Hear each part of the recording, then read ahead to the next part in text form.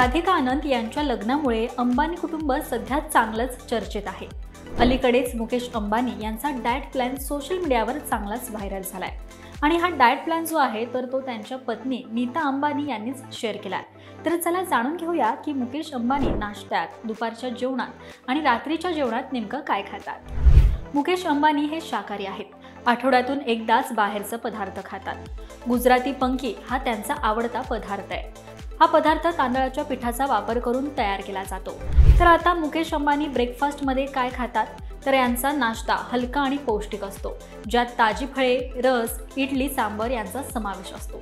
त्याचबरोबर लंच आणि डिनरमध्ये मुकेश अंबानी काय खातात, दुपारचं जेवण असो किंवा रात्रीचं जेवण, मुकेश अंबानींचा आहार दिवसभर पारंपरिक भारतीय जेवणावर अवलंबून असतो।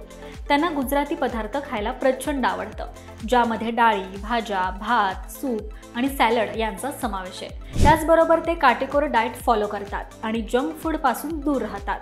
दिवसभर एनर्जेटिक राहण्यासाठी मुकेश अंबानी पौष्टिक पदार्थ आणि घरगुती पदार्थ खाण्यास पसंती देतात। तर हा होता मुकेश अंबानी यांचा डाएट प्लॅन। तर हा व्हिडिओ तुम्हाला कसा वाटला आहे कमेंट करून नक्कीच सांगा। पाहत रहा महाराष्ट्र टाइम्स। धन्यवाद।